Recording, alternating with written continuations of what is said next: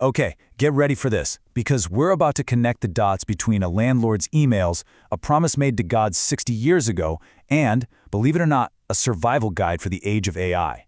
I know it sounds like a wild mix, right? But trust me, you're going to see how these threads weave together into one incredible story. So our whole story kicks off with this one sentence. I need your banking account information. You've probably seen something like this a dozen times, right? It's totally mundane, super transactional, but it's also the key that unlocks this massive, profound story about legacy and faith. And that really brings us to the central question here. What on earth does a simple rental agreement have to do with a 60-year-old promise and a family's entire spiritual legacy?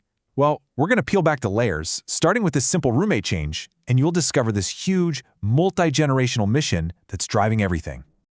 All right, so first up, let's look at the correspondence itself.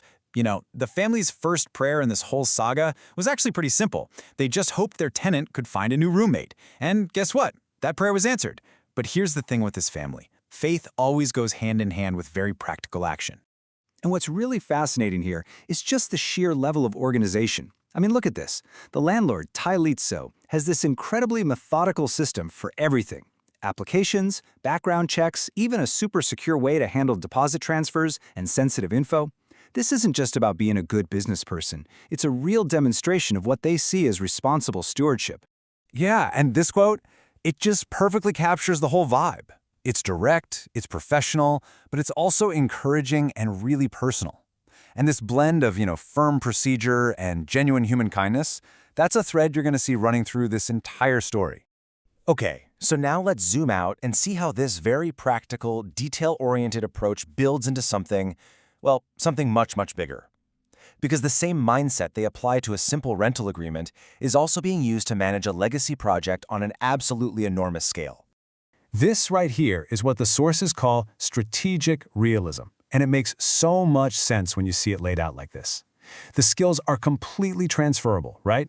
The same logic you'd use to vet a new tenant is the exact same logic you'd use for complex land deals. The clarity you need for a rental contract, that's the same clarity you need to map out a financial strategy for a huge family mission. So what is this huge mission?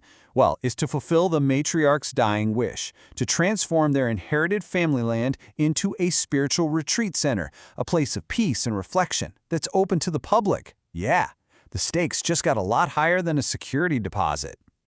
But that begs the question, right? Why this specific mission? And why this particular piece of land?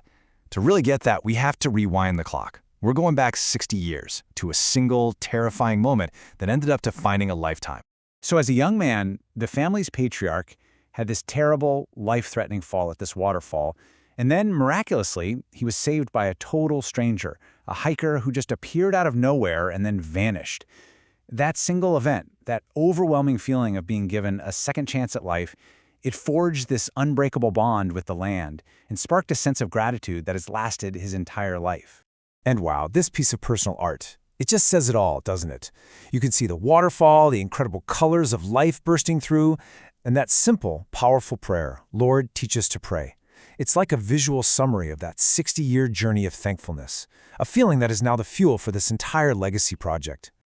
Now, a deep sense of purpose like this doesn't just appear out of nowhere. It wasn't born in a vacuum. It was inherited. We're talking about family values that have been passed down and carefully cultivated across 3 whole generations. And get this, a totally ordinary event, just renewing a passport, sparked this incredibly profound conversation between father and son about what they called inner substance. That core character that really defines who you are. And it was this light bulb moment for the father. He realized that the family's long-standing dedication to certain practices had built this unique kind of strength in his kids. So where did that inner substance come from? Right here.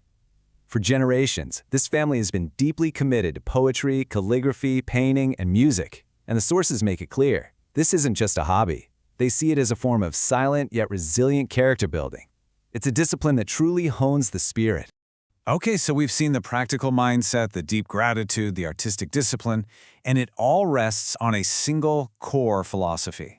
This is the glue that holds it all together. So let's dive into the belief system that really animates everything they do. And this piece of art right here, this is the key to understanding everything. It's a visual representation of a concept the family calls certainty in the unknown. And it's based on their deep study of the Gospel of Mark.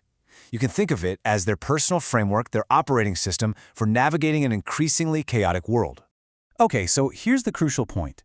They believe the world will always be full of chaos and collapse. That's the darkened sun, you see. But, and this is a big but, they also believe in the promise of a new, divine order, a reconstruction. So how do you get from one to the other?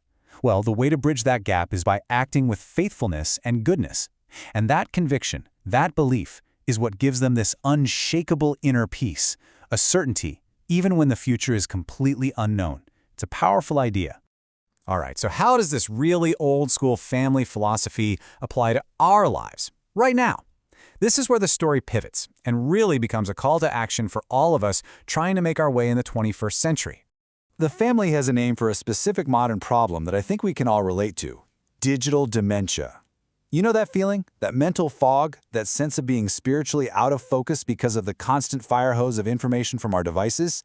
That, they say, is the direct enemy of that inner substance we were talking about. And true to form, they don't just identify the problem, they offer a practical 4-step remedy. Step 1 is super simple. Just recognize the threat. Be aware of it. Step 2, practice what they call vigilance, which is basically a kind of watchful, intentional prayer. Step 3, use your skills, whatever they are, to serve in the real world, not just online. And finally, step 4, actively seek out the antidotes to all that digital noise. Things like art, nature, and genuine connection with your family. And this is what brings us completely full circle. Remember that strategic realism from the beginning? The family is fully aware that the Mengmeng Valley land has all these complex legal and environmental issues. And they made it crystal clear that if they have to, they would sell that land to buy more suitable property for the retreat. Why? Because the true inheritance isn't about clinging to one specific plot of soil. It's about protecting and fulfilling the mission, the spirit that's behind it all. So we end right back where we started, but with a totally new perspective. From a simple rental agreement all the way to a spiritual quest, this family story offers one powerful answer to a challenge we all face. And it leaves a final question for all of us to think about. In this crazy, distracting world of digital noise, how do you build your inner substance, and how do you live a life of true conviction?